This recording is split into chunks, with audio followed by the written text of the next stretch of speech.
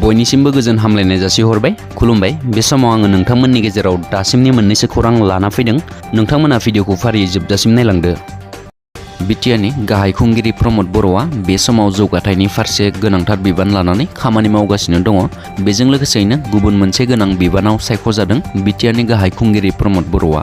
मिथिनाय बायदिब्ला दुलाराय आसाम ख.ख. गौथुमनि आफादगिरि मासियाव सायख'जादों बिटिआरनि गाहाय खुंगिरि प्रमद बर'आ। प्रमद बर' बिथाङा आसाम ख.ख. गौथुमनि आफादगिरि बिबानखौ फैगौ 4 बोसोरनि थाखाय सामलायगोन। प्रमद बर'खौ आफादगिरि सायख'नायजों लोगोसे राजेश बर'खौबो मावफुं आफादगिरि महरै बिबान होदों। बेजों लोगोसेनो गबिन्द चन्द्र कलिताखौ आसाम ख.ख. गौथुमनि गाहाय नेहाथारि महरै सायख'नाय जादों। ट्राइबेल बेल्ट आरो ब्लकआव आयेन बेरेखायै थाफैनायफोरखौ होखारनांगौनि थाखाय क'क्राझार जिल्ला बेंगिरिनिसिम बड'लेण्ड जनजाति सुरक्षा मन्चनि मावफुं आफादगिरि दावराव दैख्रेब नार्जारिया गोसोखांलाय गथायदों आरो एबसुआ हारिनि जेंनाखौ लानानै नाटक खालामनायखौ गारनाया मोजां होननानैबो बिथाङा बुंदों। आसाम पुलिसा फिन गोबां आयेननि बेरेखा गिख्रंथाव हाथियारफोर बोखांदों।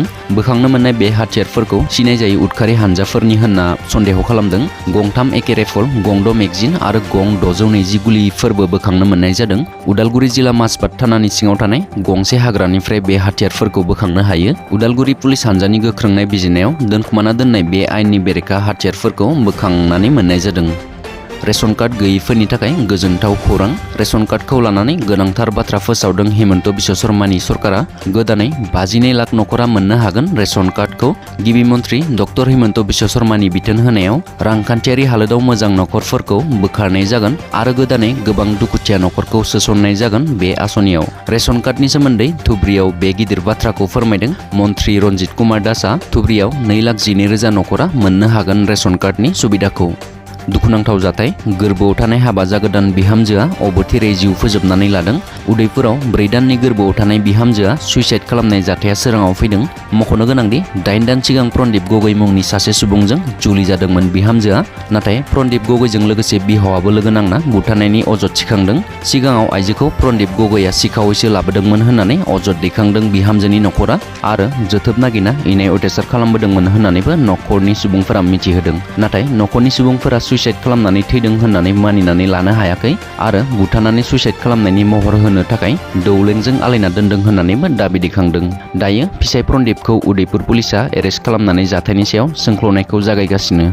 गुवाहाटी कटन मुलुगसोलोंसालिमायाव एम.ए. फोजोबनानै कम्पिउटार कर्स लाबाय थानाय सात्रिनि बसुमतारिया हरखाब दौलें आलायना जिउ फोजोबना लानाय हालोदाव मोननायखौ क'क्राझार बिगियान फरायसालिमा दालाइ एबसुआ गोथौ दुखु मोननाय फोरमायनायजों लोगोसे बिथांनि जिउमाया सोरगोआव आलो गोजोन जायगा मोनहैनायनि थाखाय इसोरनाव आरज गाबनानै ममबाति फोजोंनाय हाबाफारि लादों।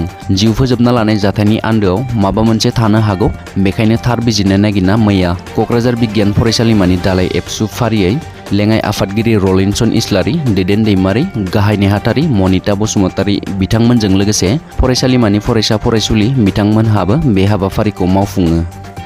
बर' हारिनि बड'लेण्ड सोमावसारनायखौ मेथाइ रोजाबनानै थुलुंगा आरो मदद होबोनाय जांख्रिथायारि देंखोगिरि दैख्रं खुंगुर बसुमतारिनि असे फंबाय रयसन बसुमतारिया माखासे साननि सिगांनिफ्रायनो बेरामजों भुगिनानै दङ।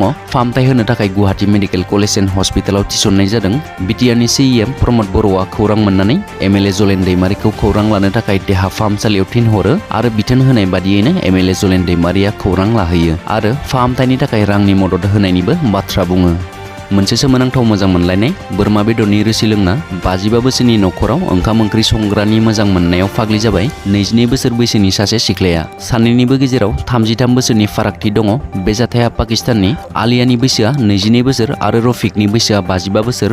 मख'नो गोनांदि गिबि खेबनि थाखाय गंसे रिक्सायाव थांबाय थानाय समावनो लोगो मोनलायदोंमोन आलिया आरो रफिकआ। गिबि खेब लोगो मोनलायनायावनो बिसोरनि गेजेराव नांलायनायबो जादोंमोन। नाथाय खाफालनि लिरनाय उनाव रफिकआ आलियानि नखरावनो कुक महरै साख्रि मोनदोंमोन। कुकनि खामानि मावनाय रफिकआ गिबि सानखालिनो आलिया आरो नखरनि थाखाय बोरमा बेदर संदोंमोन। आलियाया बे बेदरखौ जानानैनो रफिकनि सायाव मोजां मोननाय सोमजिदोंमोन। बेबादिनो सानैनिबो मोजां मोनलायनायनि उनाव दायो बिसोरो जुलिबो जाबाय। पाकिस्ताननि इउटिउबार शहीद बासित आलिया शेयार खालामदों बिसोर सानैनि जुलि जानायनि बाथ्राखौ। उदालगुरिनि दिमाकुसियाव बर' थुनलाइ आफादनि खुंगा 64थि बोसोरसालिया जथुम्मानि बानजाय आफादखौ दाफुंबाय। मैया दिमाकुसि बर' थुनलाइ आफाद आरो दिमाकुसि दखरा एबसुनि दैदेननायाव दिमाकुसि थागिरबारि गाम्बारि बारियाव मोनसे आलांगा मेल जानानै थाङो। दिमाकुसि गुदि बर' थुनलाइ आफादनि लेङाइ आफादगिरि प्रबिन बसुमतारिनि आफाद सामलायनायाव खुंनाय मेलाव आसाम आयेन आफादनि बुंथिगिरि बिश्वजित दैमारि, उदालगुरि जिल्ला बर' थुनलाइ आफादनि लेङाइ आफादगिरि गाहाय नेहाथारि बितर गोरा दैमारि, बिटिसिनि बारग' लेङाइ बुंथिगिरि नेरसोन बर', दिमाकुसि कलेजनि गोरायुं जोंसार बसुमतारि, शेखर शंकरदेव मिशन जौसिन फरायसालिनि गोरायुं मेदिनि बरा आरो दिमाकुसि ओनसोलनि गोबां फोरोंगिरि, समाज सिबियारि, फालांगियारि, मेलेमजिबि, साहा आबादारि रायजो राजाफोरा ज'यै बाहागो लानानै फैगौ 2025 मायथाइयाव जानो गोनां बर' थुनलाइ आफादनि बोसोरसालिया जथुम्माखौ जाफुंसार खालामनो दानिफ्रायनो बायदि मिशन लाना साखाफारा खालामनो थियारि जादों।